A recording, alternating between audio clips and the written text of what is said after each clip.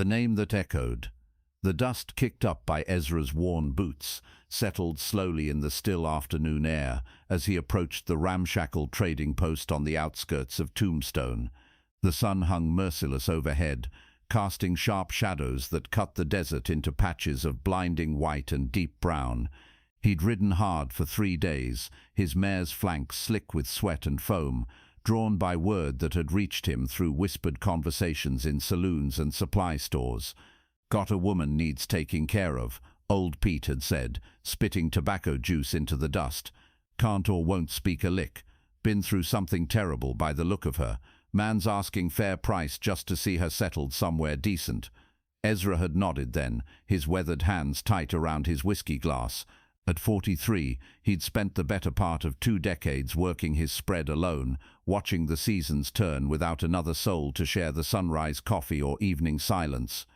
The war had taken his planned bride, consumption had claimed his ma, and the unforgiving frontier had scattered what family remained to the 4 winds. The trading post squatted like a wounded animal against the base of a red rock formation, its wooden walls bleached grey by decades of sun and wind. Ezra tied his mare to the hitching post and pushed through the creaking door, his spurs chiming softly against the rough-hewn floor. "You'd be Morrison," said the man behind the counter, not looking up from the ledger he was scratching in with a stubby pencil. He was thin as a rail, with greasy hair and hands that moved like nervous birds. "Heard you was coming." "That's right." Ezra's voice carried the gravelly undertone of a man who spoke little and meant what he said. "About the woman." The man's pencil stopped moving. He looked up with small, darting eyes that never quite met Ezra's gaze.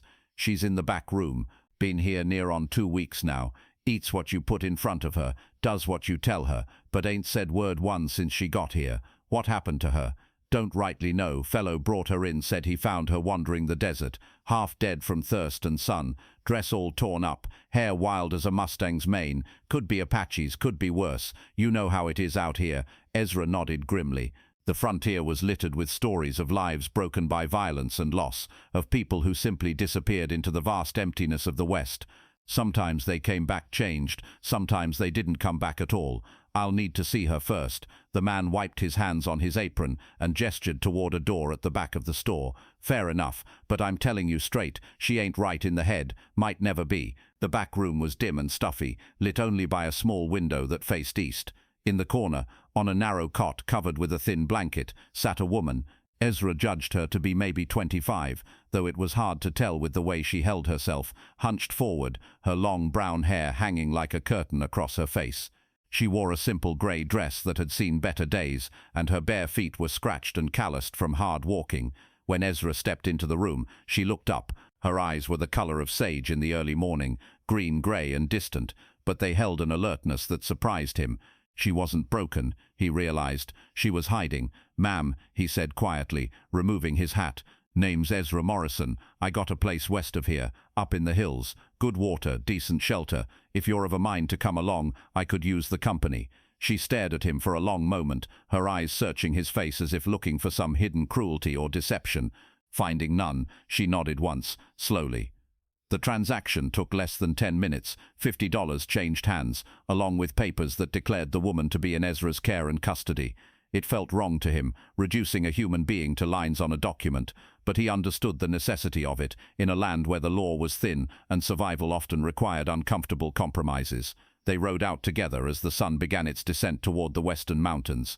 She sat behind him on the mare, her hands gripping the saddle horn, her body swaying with the horse's gait. She felt light as a bird against his back, and he found himself riding more carefully than usual, mindful of every rut and stone in the trail. The journey to his homestead took the better part of the day. They stopped once at a creek to water the horse and rest, and Ezra offered her jerky and hardtack from his saddlebags. She ate mechanically, her eyes constantly scanning the horizon, as if expecting danger to materialize from the heat shimmers that danced above the desert floor.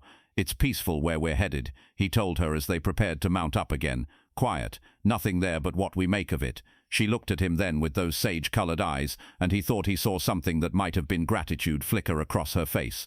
His spread lay in a valley between 2 ridges of red rock, sheltered from the worst of the desert winds. A creek ran year-round through the property, fed by springs higher up in the mountains. He'd built the cabin himself, one room with a stone fireplace and windows that faced east and west to catch the morning and evening light. There was a small barn for the livestock, a chicken coop, and a vegetable garden that he'd coaxed to life through stubborn determination and careful husbandry of every drop of water. That first evening, as purple shadows crept down from the ridges, Ezra showed her around the property. She walked beside him silently, taking in the corrals where his cattle gathered for the night, the well with its hand pump, the neat rows of corn and beans in the garden. When they reached the cabin, he hesitated at the threshold. "There's only the one room," he said. "I can string up a blanket for privacy, sleep on the floor myself. Or if you'd prefer, there's clean straw in the barn loft." She considered this for a moment, then pointed to the cabin and nodded. That night, by the light of a kerosene lamp, Ezra hung a quilt across one corner of the room, creating a small space with the cot he dragged in from the barn. She watched him work, and when he finished, she touched the quilt gently, running her fingers over the pattern of interlocking rings that his mother had stitched years before. "Munch made that," he said, "called it a wedding ring quilt. Always figured it would cover a marriage bed someday." If she understood the implications of his words, she gave no sign. She simply nodded and disappeared behind the quilt barrier. The days that followed fell into a rhythm as natural as breathing. Ezra rose before dawn to tend the animals and check the irrigation channels he'd dug to bring creek water to his crops.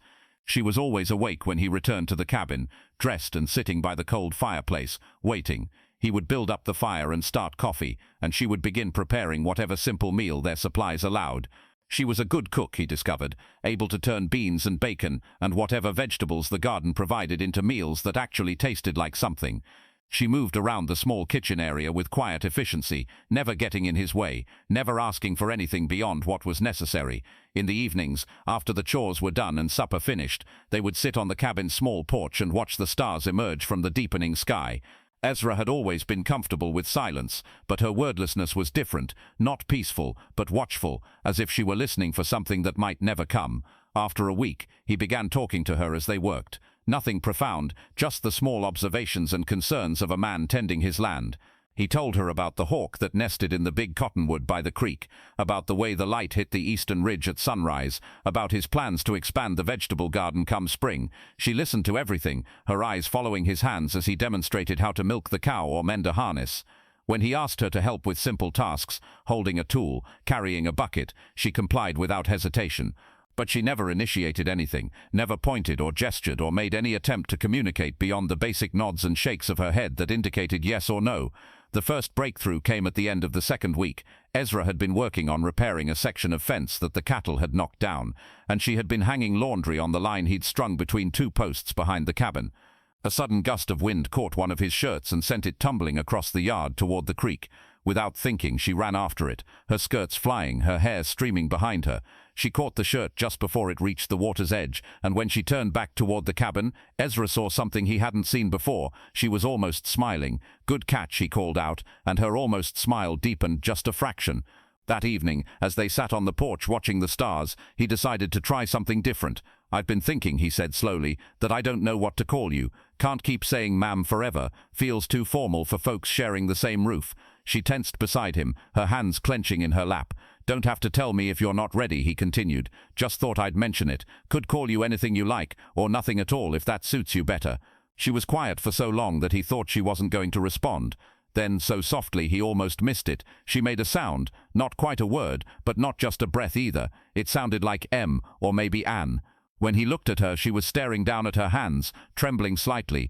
"Emma," he guessed gently, "is that it?" The trembling got worse, and for a moment he thought she might bolt. Then she nodded, once, quickly. "Emma," he repeated, tasting the name. "That's a good name. Pretty name." They didn't speak of it again that night, but something had shifted between them. The next morning she looked up when he said, "Good morning, Emma," and her nod of acknowledgement held more weight than before.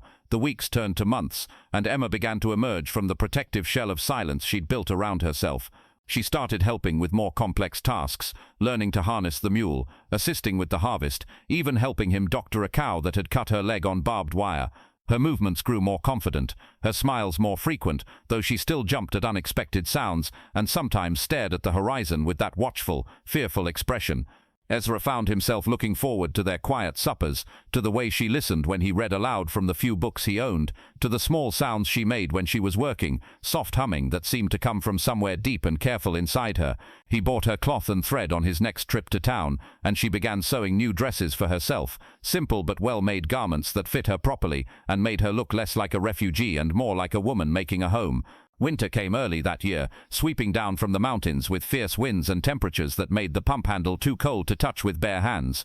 Ezra spent long hours keeping the livestock fed and watered, breaking ice on the stock tanks, hauling wood for the fireplace that now burned day and night. Emma worked beside him, her cheeks red with cold, her breath steaming in the thin air.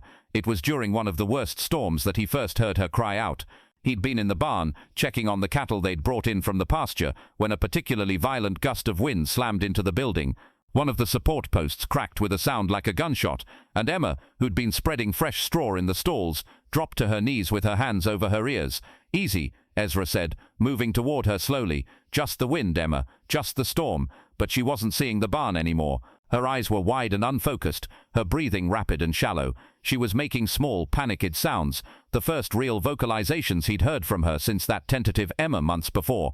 "Emma," he said again, louder this time. "You're safe. You're here with me." It took several minutes for her to come back to herself, and when she did, she looked at him with shame and fear. He helped her to her feet, his hands gentle on her shoulders. "Bad memories?" he asked. She nodded, tears streaming down her face. "Want to tell me about it?" She shook her head violently, then seemed to reconsider. Her mouth opened and closed several times, as if she were trying to remember how to form words. Finally, in a voice so hoarse it was barely audible, she whispered, "Men, bad men." It was the first time she'd spoken since he'd known her, and the words hit him like a physical blow. He wanted to ask for details, to know what had been done to her and by whom, but he could see the effort it had cost her just to say those 3 words.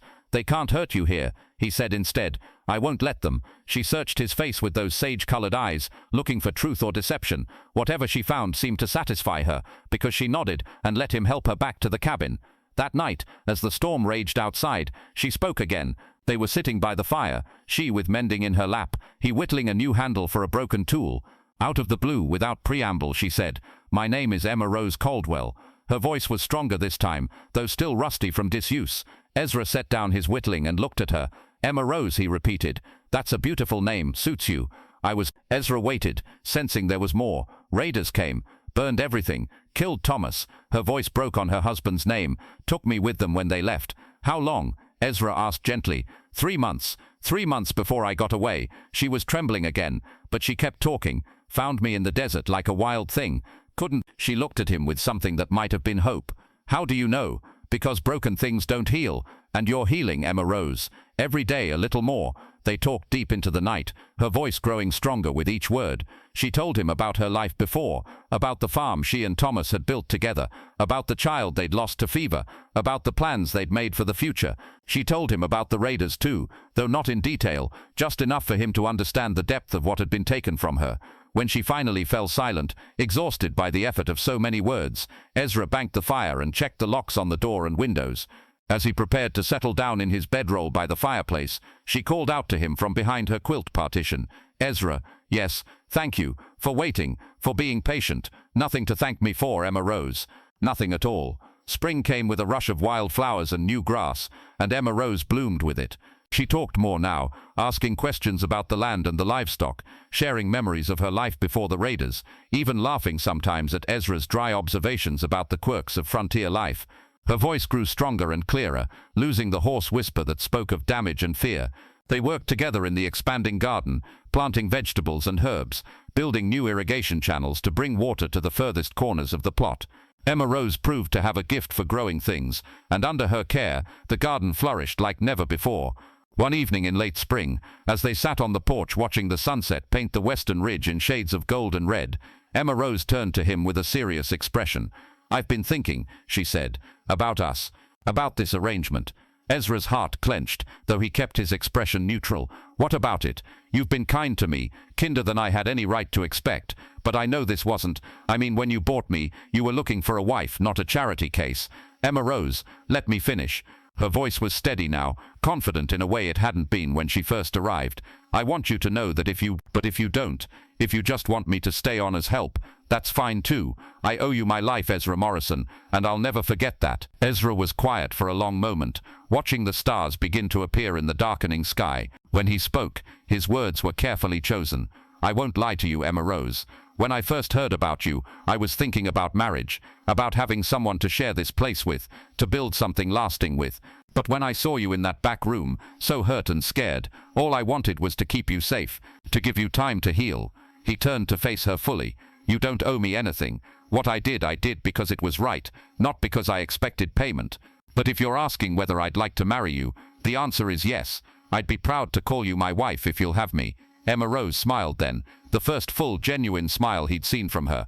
They were married in town the following month, in a simple ceremony at the courthouse with the judge and his wife as witnesses. Emma Rose wore a dress she'd sewn herself from blue calico, and Ezra had traded a steer for a thin gold band that fit her finger perfectly. The first year of their marriage was a time of careful discovery. They learnt each other's habits and preferences, the rhythms of daily life together. Emma Rose's nightmares gradually faded, and the startled look that used to cross her face at sudden noises became less frequent. She grew stronger, more confident, her laughter echoing across the valley as she chased chickens or scolded the mule for being stubborn. But it was in the second year that the real test came. Ezra had ridden to town for supplies, a journey that usually took 2 days. On the evening of the second day, as Emma Rose was feeding the chickens, she heard the sound of horses approaching. Not one horse, like Ezra returning, but several, moving fast and hard. She dropped the feed bucket and ran for the cabin, slamming the door behind her and reaching for the shotgun Ezra kept loaded above the fireplace. Through the window, she could see 3 men dismounting in her yard. They wore the dust of hard travel and had the lean, dangerous look of men who lived by taking what they wanted. "Hello, the house," one of them called out. "We're looking for water and supplies." "No, you got both." Emma Rose gripped the shotgun tighter, her heart hammering in her chest. These weren't the same men who had taken her from her Kansas farm, but they had the same predatory air, the same casual assumption that they could take whatever they pleased. "My husband's due back any time," she called through the door, surprised by the steadiness of her own voice. "Best you move on. Don't see any husband," another man said, his voice carrying an ugly laugh. "Just you. Why don't you come on out here and be neighborly?" They tried the door then, rattling the latch. When they found it barred, one of them moved toward the window. Emma Rose leveled the shotgun at the glass. "I'm armed," she warned, "and I know how to use this." "Sure you do, honey. Sure you do." The window exploded inward as one of them put his boot through it. Emma Rose pulled the trigger without hesitation, the boom of the shotgun deafening in the small cabin. The man at the window screamed and fell backward, clutching his shoulder. "She shot me," he howled. "The crazy bitch shot me." "Kill her," the wounded man yelled. "Kill her and burn the place." Emma Rose broke open the shotgun and fumbled for fresh shells, her hands shaking now. She could hear them moving around the cabin, testing the windows, looking for another way in. One of them was on the roof, probably trying to come down the chimney. That's when something inside her snapped. All the fear, all the helplessness she'd carried since that terrible day in Kansas, all the months of silence and hiding, it all crystallized into a white-hot rage that burned away everything else. She threw open the door and stepped onto the porch, the reloaded shotgun raised to her shoulder. "Get away from my home." The words exploded from her throat with a force that surprised even her. The man on the roof froze, straddling the peak with one leg down the chimney. The other unwounded man, who'd been working on the back window, came around the corner at a run. "I said get away," Emma Rose screamed, swinging the shotgun toward him. "This is my land, my home, and I will kill any man who tries to take it from me." She was magnificent in her fury, her hair wild, her eyes blazing with the reflected light of the setting sun. The shotgun never wavered, and something in her voice, some primal, elemental force, made the men hesitate. "My name is Emma Rose Morrison," she continued, her voice carrying across the valley like thunder. The sound of her own name, shouted defiantly into the gathering darkness, seemed to unlock something final inside her. She was no longer the broken woman who'd been found wandering in the desert. She was no longer the silent ghost who'd hidden behind curtains of hair and barriers of fear. She was Emma Rose Morrison, and this was her home, and by God she would not be driven from it again. The man on the roof slowly climbed down, his hands visible. The one she'd wounded was still moaning and bleeding. The third man, clearly the leader, looked at her for a long moment. "You're crazy, lady," he said finally. "Maybe," Emma Rose agreed, "but I'm crazy and armed and on my own property. Question is, are you stupid enough to test me?" They left, helping their wounded companion onto his horse and riding off into the darkness. Emma Rose stood on her porch until the sound of hoofbeats faded completely, then sank down onto the steps, the shotgun across her knees, and began to cry. Ezra found her there when he returned an hour later, sitting in the dark with tears streaming down her face, and the cabin window blown out behind her. Emma rose. He dismounted and approached carefully, taking in the scattered glass, the blood on the porch boards, the fierce light in her eyes. What happened? She told him, her voice steady and clear. When she finished, he sat down beside her on the steps and pulled her close. "You did good," he said simply. "Real good." "I wasn't scared," she said, wonder in her voice. "I mean I was, but not the same way. Not helpless scared, fighting scared. That's the difference," Ezra agreed, between being a victim and being a survivor. Emma Rose was quiet for a moment, then smiled. "Did you hear me? I screamed my own name. I told them who I was and where I belonged." "I heard," Ezra said, though he'd still been miles away when she'd made her stand. "Bet they heard you all the way to Tombstone." She laughed then, clear and free, and the sound echoed off the ridge walls like a bell. Emma Rose Morrison had found her voice at last, and she would never be silent again. The seasons turned, and their life together deepened and grew. Emma Rose bore 3 children, 2 boys and a girl, and raised them to be strong and self-reliant. She became known throughout the territory as a woman not to be trifled with, someone who could doctor a sick cow, deliver a baby, or face down trouble with equal skill. Years later, when their grandchildren asked about how they'd met, Ezra would always tell them the same story, about a woman who'd lost her voice, and a man who'd been patient enough to wait for her to find it again. About the day she'd stood on their porch and screamed her name into the desert wind, claiming her place in the world with such force that the very mountains seemed to echo it back. "Your grandmother," he would tell them, "never did anything quiet after that, and that was just fine by me." Emma Rose would laugh and swat at him with her dish towel, but she never contradicted the story, because it was true, every word of it. She had been silent, and then she had found her voice, and in finding it, she had found herself. And sometimes, on quiet evenings when the wind was just right, if you listened carefully, you could still hear it echoing off the ridge walls, the voice of a woman who had refused to stay broken, calling out her name to anyone who cared to listen. "I am Emma Rose Morrison. This is my home.